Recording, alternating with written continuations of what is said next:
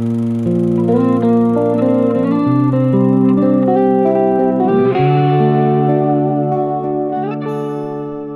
everybody, and welcome to episode 80 of Behind the Camera, the podcast where we shine a light on the storytellers, the creatives, and the voices behind the camera. This week, my guest is Dr. Fred Moss. Known to some as the Undoctor, Dr. Fred is a psychiatrist, mental health coach, and healer. With a career spanning over 40 years and 30,000 patients, Dr. Fred seeks to answer the question, what actually heals human beings? And that's a question that we take a deep dive into in this episode. If you're enjoying the podcast and want to stay connected, all of my links are in the About section from socials, merch, website, and much, much more. Hitting follow, sharing the show, or leaving a quick rating really helps Behind the Camera grow. Now, here's the interview. Dr. Fred, welcome to Behind the Camera podcast. Absolute pleasure to have you on the show today. How are we doing? We're doing good, Andy. It's good to see you. Good to be here from across the pond. I can't wait to have this discussion we're about to have. Let's make something happen for our listeners. Absolutely love to hear that. So yes, you are a psychiatrist, holistic transformation coach, mental health coach, amongst many, many other amazing things. So first of all, if you just want to take us through like your background into sort of medicine and psychology and how you got into this field. Oh. Well, let's see. I've been asked this question before, and today I have an improvised answer, as I do every time. But it's not like it's made up. It's the truth. It's just today's truth. And the way, basically, I came to this planet to be a healer. I had two brothers, 10 and 14 years older than me, and so they were 10 and 14 when I was born. And you can imagine two little hoodlum brothers. I mean, I didn't mean to call them hoodlums. You know what they are. They're just like two adolescent boys. And they were having trouble with their parents. And I was called on to bring joy and peace and love and unity into that family. And they told me that I did a pretty good job right early on. I could tell that if I smiled, I'd make a room smile. If I cried, I could make a room, upset. I could learn about communication very early on, the impact I can make with communication. And really, my whole life up until becoming professional was just seeking out, how does one learn how to communicate? What is the point? Like, what are we trying to say to each other? How are we trying to say it? When we're not using words, what are we using? What is the healer? What is this thing? I was so drawn to learning how to communicate.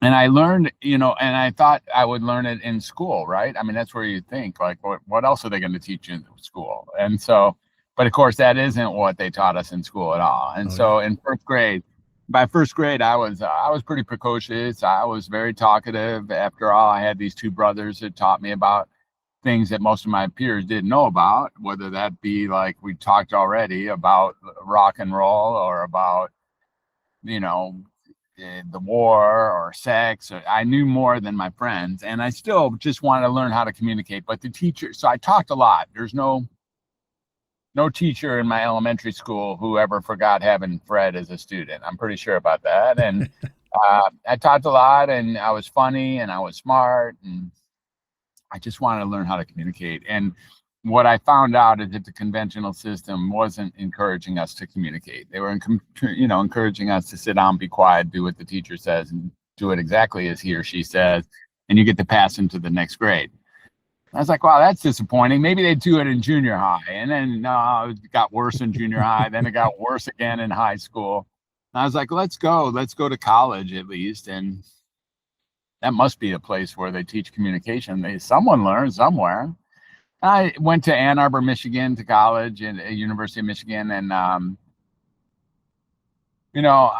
they didn't do it there either. I learned a lot in Ann Arbor, but I didn't learn that much in the schooling setting. So I was dropped out a couple times. I dropped out, came back, tried computers for a little bit, and that didn't, computers, it was like a new technology at the time.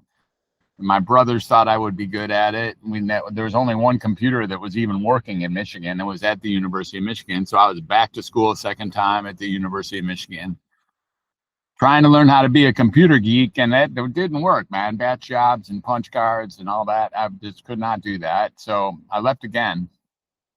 And it was then that it turned into professional, because my mom's like, I told her I'm never going back to school ever again. And she's like, that's okay, sure, you don't have to go back, but you got to get a job, moms are like that. So I went looking for a job, and she got me an application for a civil service job working with adolescent boys in a state mental health facility. And that job had like 3 weeks of orientation associated with it. And I was excited about that. That meant that, I could just sit around, twiddle my thumbs, and get 3 weeks worth of paycheck. And I was expecting to stay for exactly 3 weeks.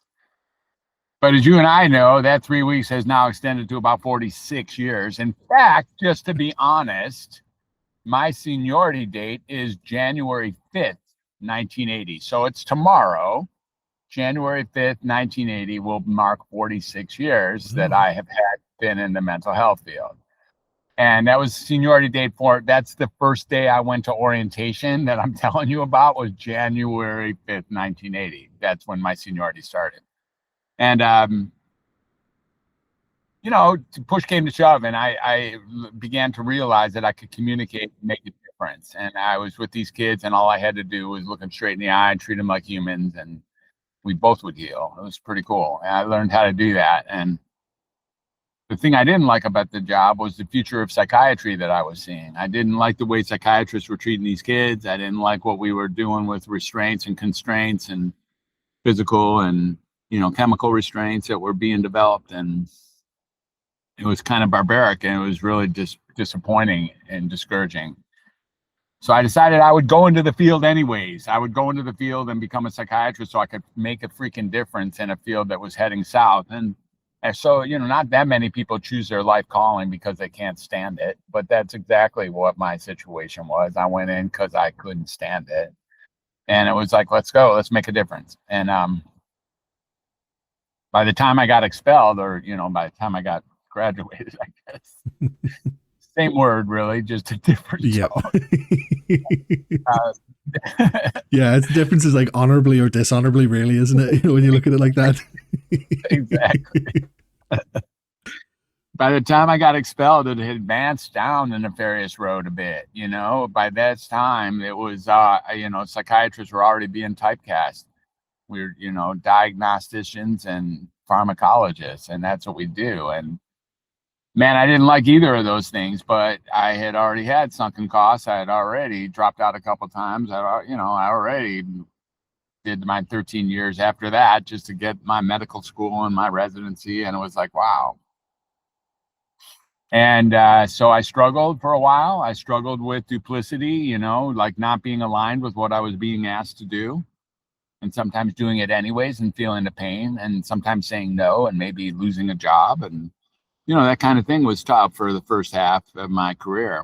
And then there's dips and turns and changes and stuff that we could talk about. But basically what ended up happening was I started needing to be honest with myself. And I created, over time, I started like eking out what I knew to be true, which is diagnoses and medications don't cure anybody. What cures people is a resonating frequency, harmonic resonance of a human connection. That's what cures people. We know that.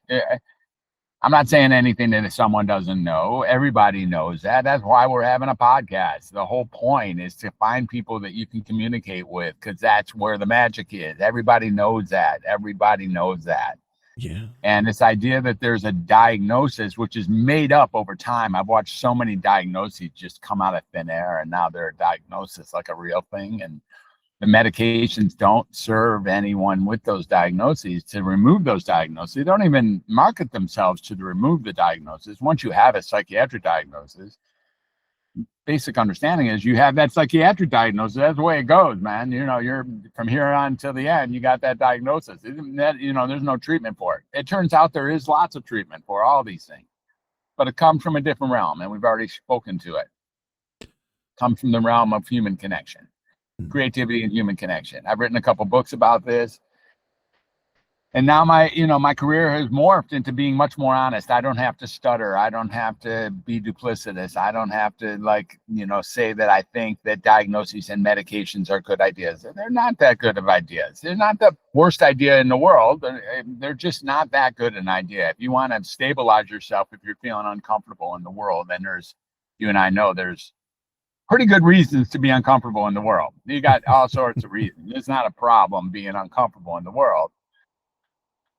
Then going to psychiatry is not your best ticket in my world. Not at all. Not at all. It's just not. It may seem like, what do you do when you're not feeling well? You go to a doctor. Well, it's not my suggestion, actually. I don't think that a diagnosis or a set of medications or even a therapeutic regimen is the best way to go at things. I think what you're really looking for is somebody to connect with you, somebody to understand you, somebody you can relate with, someone you can communicate with.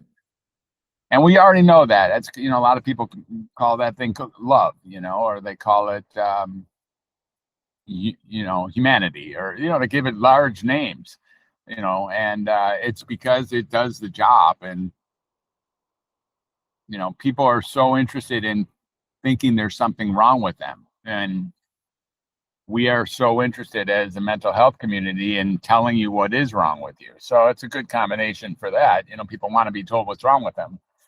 And they want to be told what's wrong with them, and because, at least in no small part, when they act like fools, when they do things that they don't like, when they do things that they regret or they feel shame or guilt about, or they're clumsy, or they didn't like it when they look back retrospectively, they could say, that wasn't me. That was my ADD. That wasn't me. That was my BAD. That wasn't me. I got post-traumatic stress disorder. I'm on the spectrum. I got narcissism. Or at least my girlfriend is a narcissist, or whatever we say, which is, by the way, narcissism is just a synonym for asshole anyway. And it is like such an interesting thing, because the way I look at sort of medication based on psychiatry, it's almost like a suppressant or a supplement to sort of something that you need to be doing yourself as well. Because like you say, if you get diagnosed with something, then that's sort of, to some, that's the sort of end of the road. It's like, okay, this is, they people sometimes treat that as too much of a label, and for however they want to live their life after. But I mean, I've sort of been subject to been in therapy a few times, and I've been sort of referred to cognitive behavioral therapy, which and now it took me years to learn, but because I was given these sheets and stuff, and they were all these different resources. It's like, oh, these are things you can do, and I looked at these things and I was like, none of this interests me one bit. I don't want to do these breathing exercises. I don't want to do, because I don't believe that it's going to help me, because I don't feel like it's coming naturally. And and then so fast forward so many years, I learned that podcasting was my CBT, and that's kind of been like a whole big thing. And it is very interesting. You say sometimes people kind of use their diagnoses to hide behind past behaviors and excuse themselves. Relinquish responsibility is the phrase I like to use. Yeah, that's a good way to put it. And I liked how you stressed earlier about the importance of communication. Having going through school and life, wanting to learn about communication, because you had this influence from your older siblings, and I did too. When I was growing up, didn't have as big of an age gap, but there's still, from a young age, there's always that influence of hearing how older people talk, seeing how they behave, that you just kind of want to fast forward your life to get to that point yourself. But when you're around your peers who are, in different situations, then you almost kind of feel limited. And I kind of feel like it sort of diverts your interests away in that sense. Mm-hmm. Yeah. Yeah, my brothers were major influences. I've had the opportunity to talk to both of them in the last week or two, and we've had these magical, truly magical conversations, in both with my 10-year-old brother and my 14-year-old brother. And I'll tell you what's the story with this is, I think you're kind of pointing to, that's a little grander than what we're both talking about here, which is, my goal when I was a kid, when I was 5 and he was 15 and he was 19, or even when I was 15 and they were 25 and 29, my goal the whole time was to get to the point where they saw me as one of them. That was my goal, man. I feel that. That's my goal. That's my goal in life. That's my goal in life. That's not just one of my life goals. That's the goal. When I get to the point that my brothers look across the table and see me as one of them, I win. That's the way I thought. And of course, you can hear that what I'm talking about from these last 2 weeks is, my friend, I have arrived. My brothers treat me like a peer, and it's the way it is. I earned this right. I'm caught up, if you will. I never would catch up because they're always going to be 10 and 14 years older than me. But because of how life is turned and who we are now, I'm given a level of respect. I'm still the younger brother, but there's a level of respect here that is absolutely lateral, and appreciation for all three of us being adults. And here I am, 67 years old, worried about whether or not I'm adult. It's like, I'll tell you I'm an adult when my brothers actually appreciate my guys. I've never resonated with something more in my life. I swear to God. Okay. And and to some as well, you're known as the Undoctor. We've touched on the kind of reject. You don't reject medicine as such, but wouldn't be your first protocol in going towards sort of psychiatric sort of healing. But obviously we talk about widening the conversation and sort of having that kind of human connection to sort of help people. So obviously you've seen decades of development in terms of psychiatric help, and how would you say those the sort of developments have kind of led you to sort of your philosophies in this? Well, early on, this whole idea of when, even back in the psychiatric hospital, when this idea of me hating psychiatry at that time, I really watched the whole thing just developed out of castles made of sand, and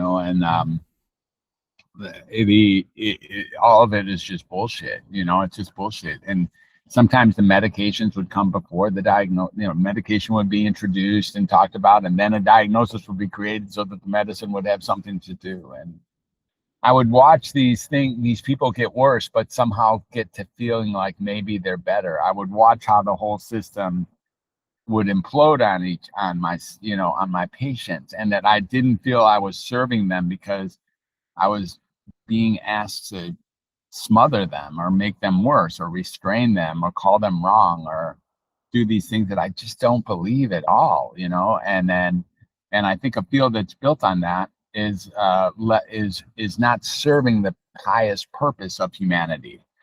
If we're going to be healers, if we're going to take into account like what it means to be a physician, if we're going to build our industry and our love of humanity on the shoulders of our forefathers, maybe all the way back to Hippocrates, or all the way back to Socrates, or all the way back to Maimonides, or some of the early geniuses in the world of medicine, we have to treat this as being very sacred, and we have to treat it like it's human to human, like that's our job. If you're going to walk through the planet calling yourself a healer, you got to be really careful not to be hurting people. And Hippocrates is well known for his little forward phrase, is a first do no harm phrase, and we're not supposed to hurt people, and I wasn't sure that my field wasn't hurting people. So in the last 10 years or so, 10 or 12 years, when I started doing telepsychiatry a lot more, I was like on the front edge of early telepsychiatry long before it was gold standard.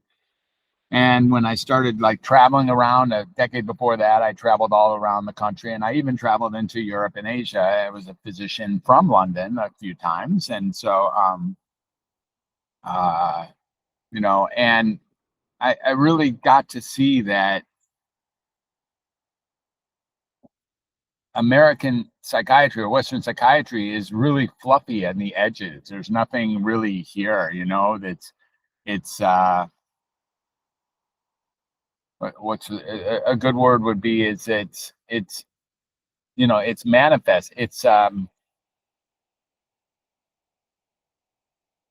the diagnoses are fairly arbitrary, meaning if I go to a doctor and I ask him what's wrong with me, he might give me some sort of alphabet soup diagnosis. But if I go next door the same day to another doctor, he might tell me I got something entirely different because there's nothing there. And whatever I have, if I then move to Northern Ireland and I'm like, okay, what's wrong with me? And that doctor might say, dude, you're nothing wrong with you. You should be the mayor of our city. And I was like, okay, let's go with that then. And then I moved to Tanzania, and then they tell me that I got nothing wrong on my shaman. And it's like, All those things could be true, and it's a very arbitrary experience to have these diagnoses. It's like dependent on the culture and dependent on the diagnoser. So nothing really sat with me very well. And the idea of very kindly undoing it and seeing what I could, because the first time I started realizing that the medicines were sometimes causing the symptoms they're marketed to treat, when I finally realized that they sometimes really cause the symptoms they're marketed to treat, I was like, man, that's some crap right there, man. How am I supposed to back that?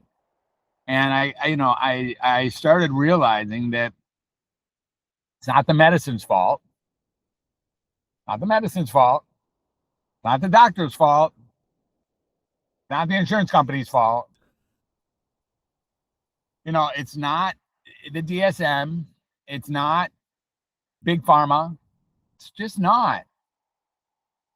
Where's the entry point to this? The entry point to this is in that first step when someone walks to the doctor's office thinking there's something wrong with them and they don't want to hear anything less. Yeah. Do you know that psychiatry is the only field I can think of where if you tell somebody they're okay, they get pissed? It's just that is just baffling to me, because I mean, it makes sense, everything you're saying, because it's, for a lot of people, I would say that psychiatry is almost the last resort for people, because they feel like they're defined by their behaviors. It's always the next resort, but it becomes the last resort because it builds itself up like the last resort. Yeah. It's like, you know what? Your keys are always going to be where you left them. Oh, yeah. So the last place you look before you find your keys will be where they are. Yeah, exactly. It's just because that's just what you found your keys, and now you're done. Psychiatry treats itself the same way. And people are like, yeah, well, that didn't work. I guess we should go to a psychiatrist. And here's the thing, and I think that's what you're pointing to. If your toaster doesn't work, probably the last thing you should do is throw it out the window. And then see if it works. If it bounces off the cement, go pick it up and see if it works. There's something really similar here. Psychiatry has built itself up as well, I had nothing else to do, so I went to psychiatry. It's like, you can absolutely go to psychiatrists. And most people don't realize, and I'm pretty sure this is true in UK as well. You can't walk out of a psychiatrist's office without a diagnosis. You don't know that. They can't get paid unless they give you one. Yeah. Like here, you're usually referred for. If you go through public health, then you're referred, but then there's essentially the diagnosis already. So yeah, 100%, man. You are not getting out of psychiatrist's office without a diagnosis, and not only that, it is never being removed. I can't even override it.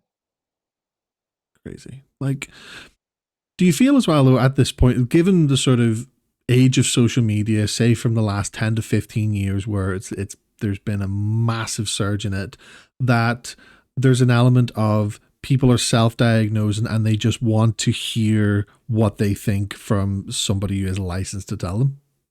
Well, to some degree, here's the thing. We're back to that, the corollary to this idea of this is the only field I know about, certainly the only subspecialty in all medicine where if you tell somebody there's nothing wrong with them, they get pissed. It's kind of interesting, I mean, the other thing is if people come in and they tell me, look, I got bipolar disorder. If I push back on that, it's risky, just to let you know. If I say, well, you might not, they say, Dr. blah, blah, blah already told me I have blah, blah, blah. I'm like, okay. You got blah, blah, blah then. That's okay. It's no problem. But people get very indignant about their limiting, their limiting beliefs. So if they believe that they can't, that they can't do work, they can't finish their work on time, or they can't be nice to their spouse, or they are anxious about the future, or they're memories are dogging them and they can't get out of bed or whatever they say. If they believe that, they really do believe that. It's hard to get out of bed, by the way. Yeah. Yeah. Hello. It's hard to get out of bed, y'all. It's hard to get out of bed. I get it. It's hard to get out of bed. I really do get it. And if you choose not to get out of bed, that's on you. It's okay. But it doesn't mean there's something wrong with you. 100%. It just means you chose not to get out of bed, which is okay. But it doesn't mean there's something wrong with you. Let's get real about it. Yeah, of course. Like, I mean, it could be seen as like something like a change in pattern, change in habit, something different that's not like you as a person. But it could be as simple as an off day. And that's not to sort of denounce that people do kind of just all of a sudden suffer from mental health issues, because people genuinely do. But I think there needs to be sometimes there needs to be like a bigger picture looked at first. It's like, I struggled to get out of bed today. That's not like you. It's like, okay, well, let's sort of talk it down first. Let's get real about it. It's okay if you don't want to get out of bed. Yeah. It doesn't mean there's something wrong. You just didn't get out of bed. It's okay. It doesn't mean there's nothing to equate that with, oh, I couldn't get out of bed. Isn't, first of all, it's not true. Mm-hmm. You could have. You just chose not to. I fully get it. I fully get it. It's an ugly world. It's hard to get. If you don't have a reason for getting up out of bed, you shouldn't get up, man. It's like, seriously. I mean, you're the reason I got up out of bed today. Otherwise, I'd probably still be sleeping right now. Well, hopefully it's a good reason anyway so far. But I know what you mean. Like, I mean, and I think as well, from in my personal circumstance, I know that there's like, I really feel a sort of sense of accountability of that, because there are days where I might lie up in bed till an ungodly hour, and then I get up out of bed and I'm like, I'll tell myself, it's like, oh, I just couldn't get out of bed until this time, and then I'm like, I regret doing that. I don't want to do that again. And it's, I do. The accountability, I think, is probably one of the hardest things to really sort of take on, because I don't think anybody really wants to feel accountable for something that they feel like is wrong with them. Because I think then it comes like almost like a self-inflicted thing, which isn't always the case. Well, you've got it. It's an interesting cascade that you have there. Here's the thing, man. Just accept that you're accountable for everything. Yeah. Or I get it. It's tough. It's tough being accountable. Sorry. Yeah. And if you want to try to prove to people that you're not accountable, you can do that. If you want to spend your life showing people that you're not responsible for how your life is going, that's on you. That's okay. That's okay with me. Seriously, I mean that in all seriousness. And here's the other thing I really want you and your listeners to really understand about this, which is,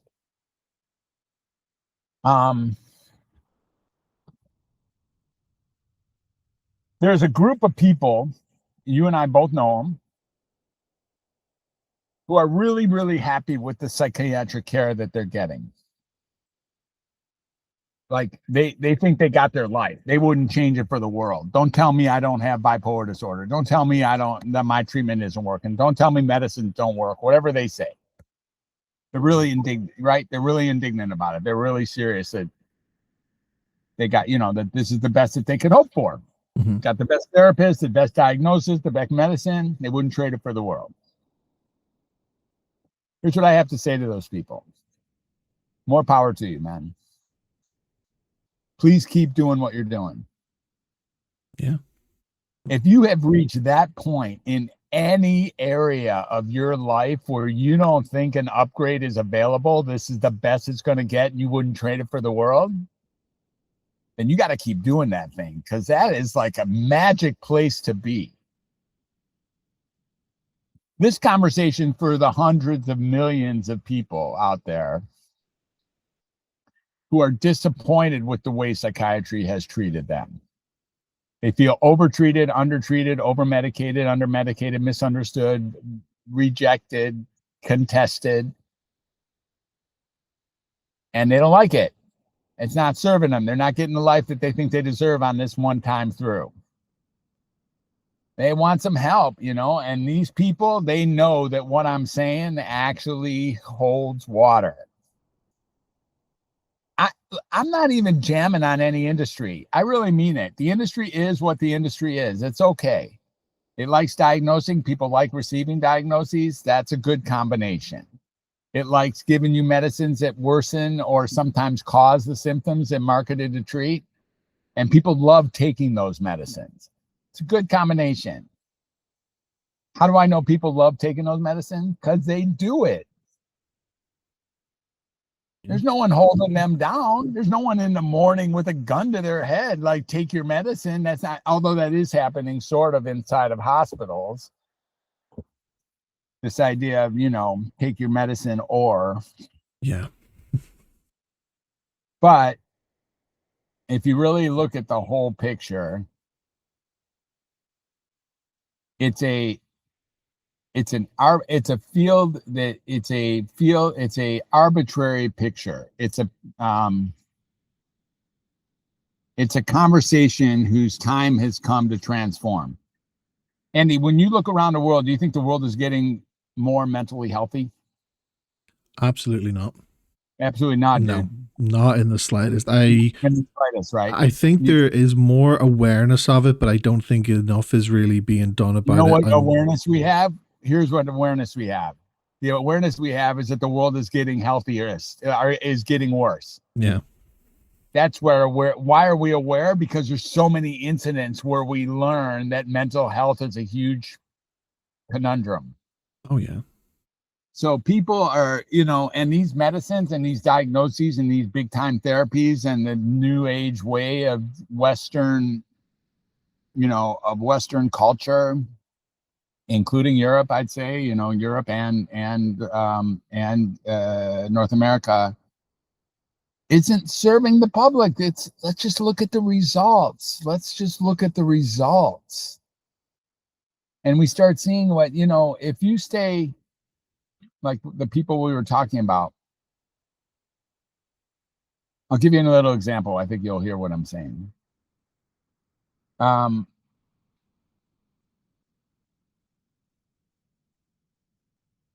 Let's say you came to me and you're like, Fred, I hear you know some doctors up in Northern Ireland. I said, yeah, sure I do. He goes, well, I got a mosquito bite on my elbow, and I need to get it fixed. You know anybody who can help me? And I was like, yeah, man, I actually do. I know someone from Belfast, and he's got a practice that's built on this, and I'm going to just send you right over to his house. So you just tell him Dr. Fred sent you. So you go over there. And he meets you at the door, and he goes, oh, you must be Fred's referral. Yeah, my man, come on in. And then you're like, okay, thanks. So Fred told me a little bit about you. What do you got going on? He's, I got a mosquito bite on my elbow. This thing is nagging me. I can't think of anything else. It gets in my way and I sleep. It's getting bigger. I don't know what to do with it. And the doctor says, you come to the right place. I'm a specialist in this area. I'm actually 100% cure rate.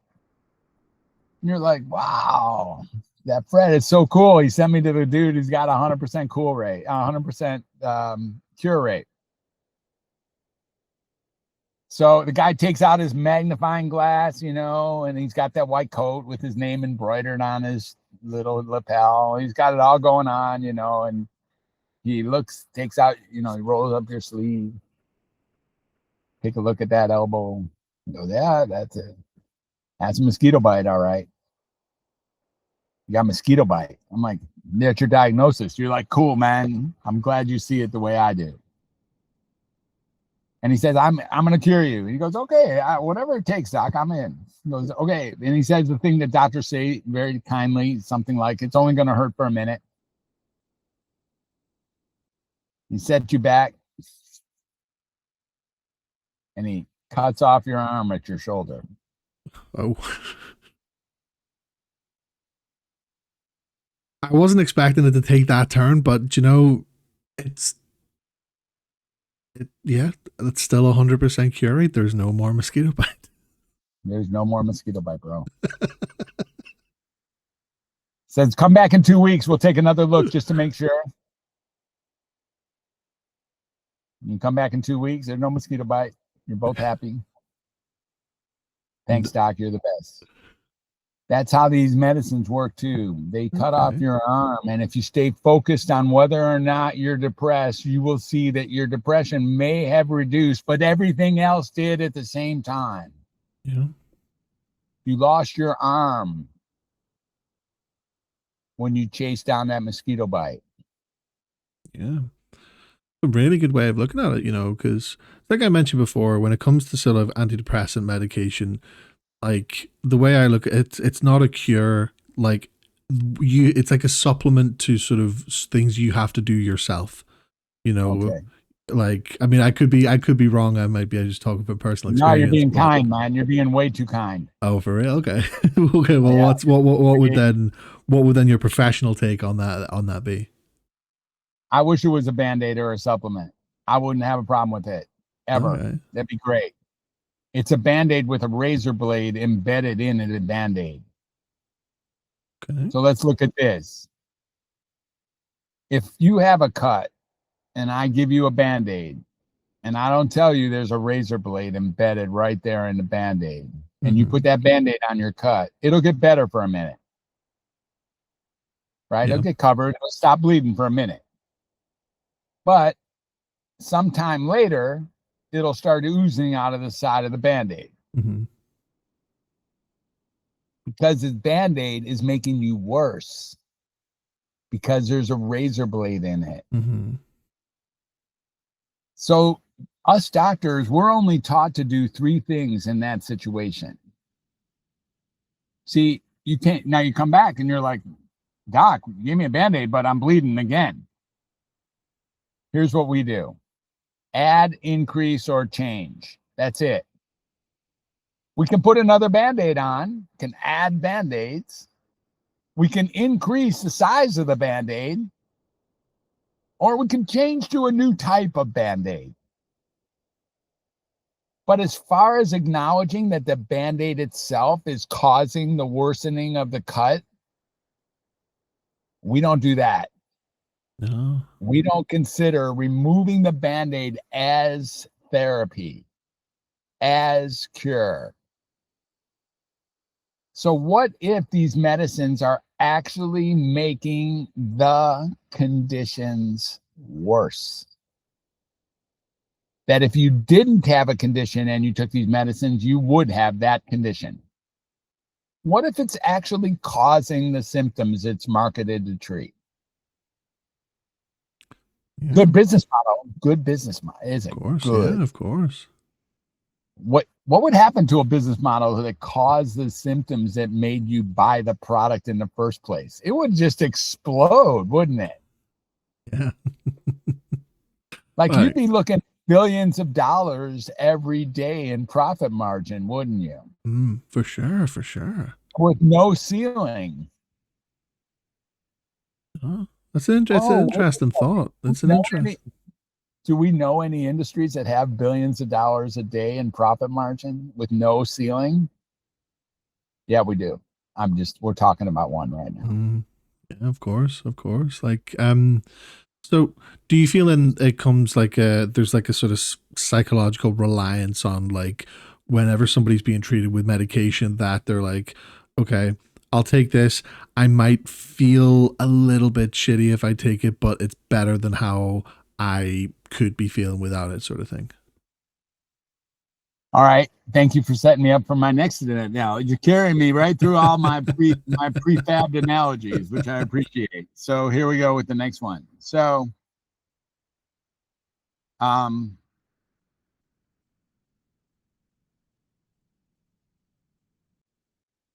here, roll me the question one more time.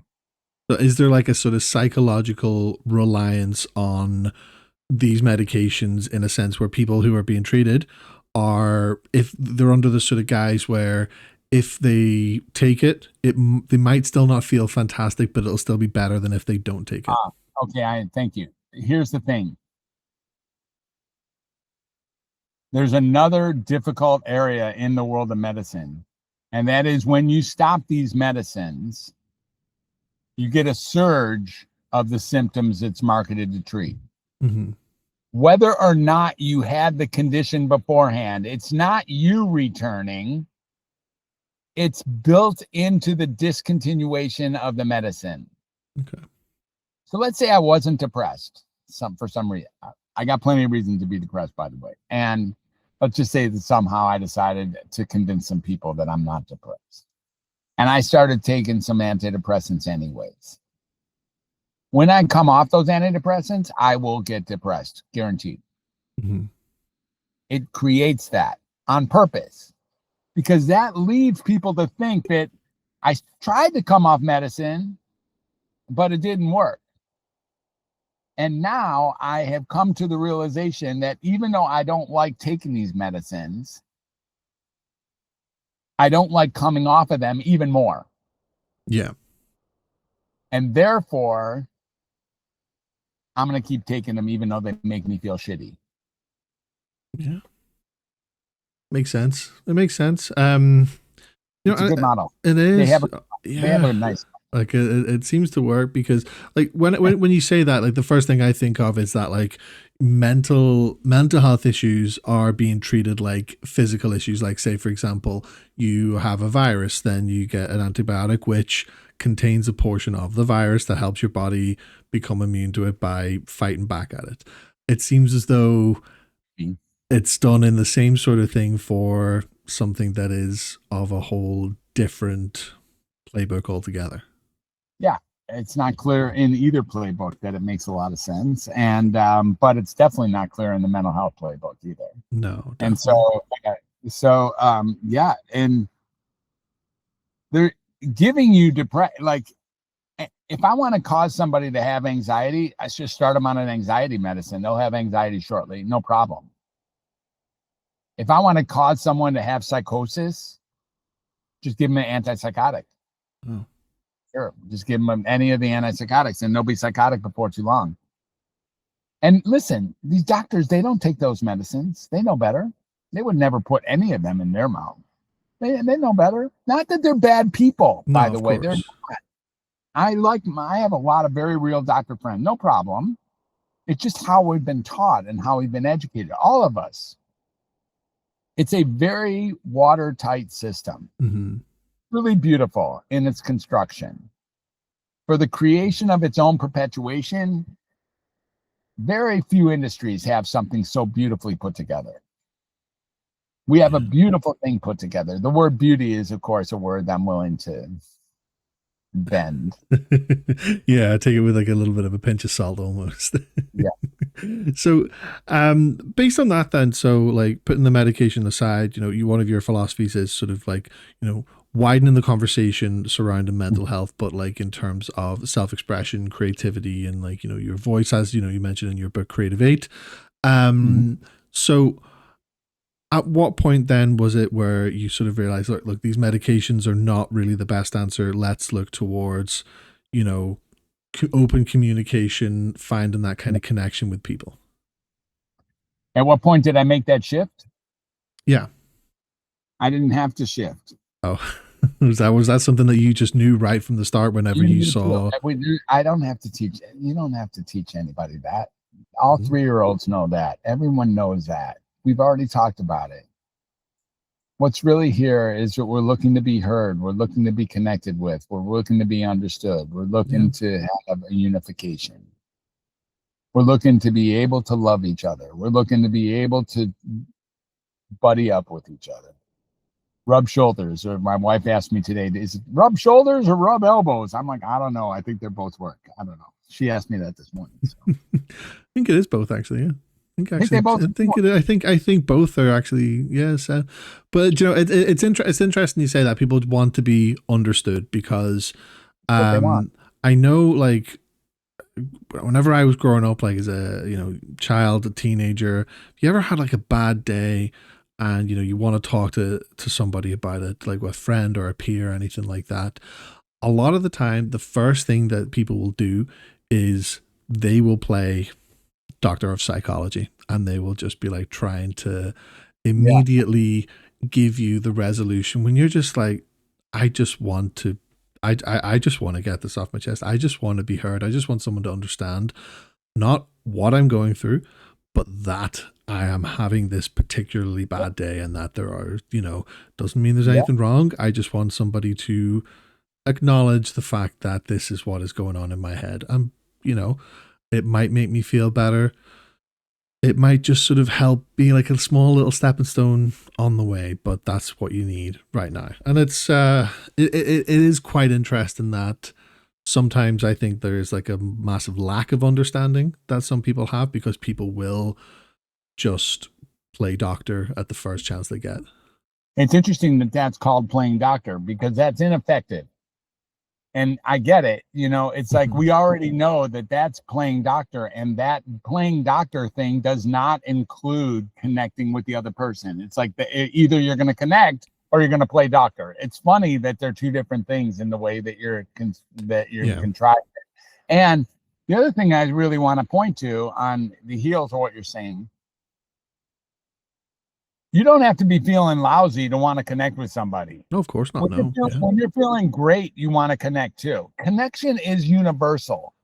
It does not require for someone only to hear you when you're having a quote bad day.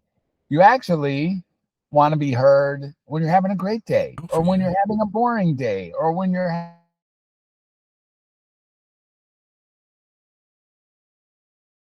day, or when you're having a challenging day, or when you're having a wonderful day, whatever.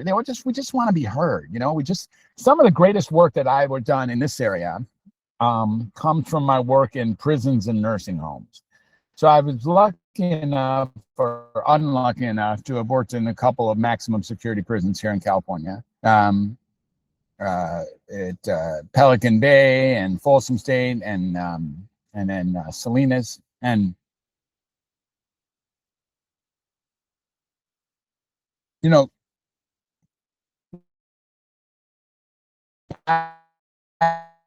with these inmates who then get to see that I'm just a human. I'm not a doctor who's got something to give them. I am a doctor, I suppose. That's my job. But we're using the frame doctor again which we've already done, separate doctor from healer, which is just a shame. If we want to heal somebody, let's get in their world and let them know that they're being heard.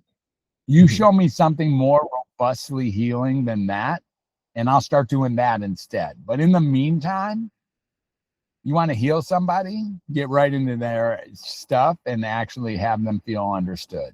See what happens right then, right? It does no side effects. There's no reason for doctor certification. You don't need to get authorization. There's no co-pays. You don't need to stand in line. You don't even need a degree to be that person. You don't even need to be educated. You don't have to have gone to any kind of college. You didn't have to read any journals. You didn't have to talk to peers. You didn't have to do anything. All you had to do, get them. Yeah, for sure. And like, do you think based on that, then there's like an element that sometimes people might be afraid to sort of open up about like their mental challenges, or they might feel like there's a stigma because they feel like they're being judged or based around the label, for example? Like, say, for example, to use your example, they're working in a prison. Do you feel that there might have been a case where an inmate might have took one look and think, okay, this is a doctor, but to this doctor, I'm just an inmate, and then that kind of builds up the barriers? Well, the image that we use when assigning identities to ourselves or others, certainly it does create the context that can, complicate the interaction for sure. So what you're speaking to, I think that the reason people are afraid, let's see if we can get this on record here, that if people are afraid to share who they are because they're afraid that you're going to see them for being sick or, like certifiable or institutionalizable or whatever,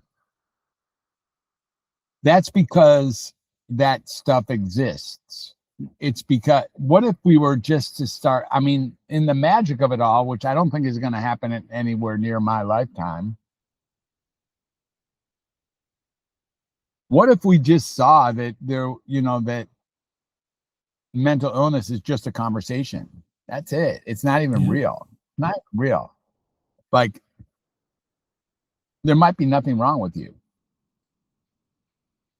Yeah. What a shocking thing that is. That all this pain, all this suffering, all this confusion, all this like chaos, or all this helplessness or hopelessness or fear or anxiety, it's all part of the mix. It does not mean there's something wrong with you. 100%. I completely Now, agree. if we can go, then we wouldn't be, if we all knew that, imagine, then there'd be nothing to be afraid of. The only reason we're afraid is because many of us think that it is okay to say there's something wrong with you, or to feel that there is something wrong with, like, the system, the faulty system exists, and that's what makes it all fearsome. Yeah. Oh, for sure. For sure. And I kind of feel like there is this sort of element where people feel defined by what they feel is wrong with them. And you can, the way I look at it is that you feel these certain things, but you aren't that. So like, you feel depressed over a prolonged period of time. But I feel like if you say that you are, then that sort of entraps you into this little box that you might not fit in. That might just, it might be, or it might be too big that you can't get out of it because it's based on like maybe something that in the grand scheme of things was a fleeting feeling, something that, you could have easily gotten around had you sort of maybe taken the better steps towards acknowledging and overcoming. Yeah, being depressed is one of the human traits. There's never been a time in the history of the world where writers didn't at least acknowledge that sadness and misery was part of the world. Mm-hmm. They're not going to find any genre that lived in a time where sadness and misery wasn't a key part of being alive. Yeah. None. Not one dynasty, not one writer, not one philosopher in any way would be in any way implying or convincing that there was a time in the history of mankind where misery and depression weren't core features of what it meant to be alive. None. But we have it now, and we think shit's wrong. Yeah. What if we just got, oh yeah, misery and depression, part of the human condition. That's what we got here. Yeah. And like I like that sort of philosophy that it is, what if it's just a conversation? Because whether some people are more people are open about it than others, but at the end of the day, it's all part of the same conversation. You might not hear about it, what other people are going through, but they're 100%. Nobody is living their life to 100% happiness. And like you said, if there's no improvement, more power to them. Just like you said before, because I think there was always something that can be improved on, but it doesn't necessarily, well, not necessarily. It simply just doesn't define you as a person, and if you feel like it does, then maybe hiding behind something, hiding behind a diagnosis that you want to sort of hide behind shitty behavior. Like, maybe that sounds a bit too harsh, but I don't know. No, people do that. I mean, it isn't a matter of, I just think that diagnoses, once you start declaring yourself with a diagnosis, you're giving yourself a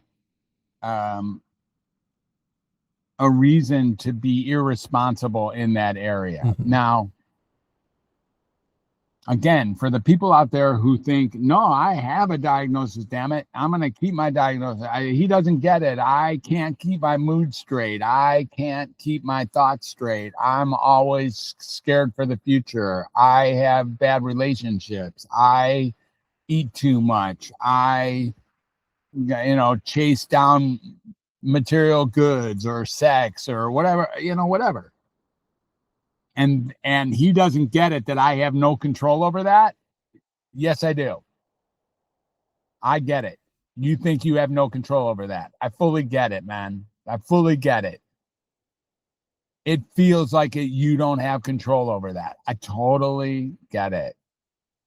Here's the news. You do. It's okay. It's okay if you want to declare you can't. If that's how you want to live your life, inside the guise that you couldn't get out of bed. If you want to live your life where you couldn't get to work. You want to live the life, I can't meet a deadline. You want to live the life, I can't keep my eyes off porn. You want to live that life? Okay. Okay. Look, who am I? Here's my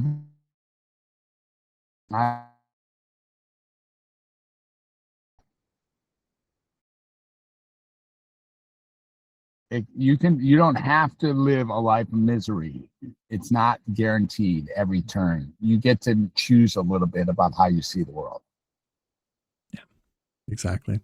And it's like what you said before, all this, it's all part of the human condition. And it is. The world's a tough place. Life's hard enough as it is. And, everyone's kind of has their own struggles, but sometimes it comes down to sort of what we make of that, how we choose to deal with these things and live our lives.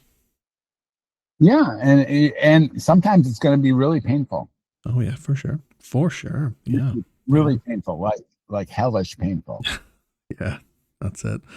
I know all part of it, unfortunately, but Fred, it has been an absolute pleasure having you on Behind the Camera. Thanks so much for your time. It's been very, very insightful learning about the sort of, the depths of, medication and psychiatry and just how things have developed over time, but yet certain philosophies have just stayed the same.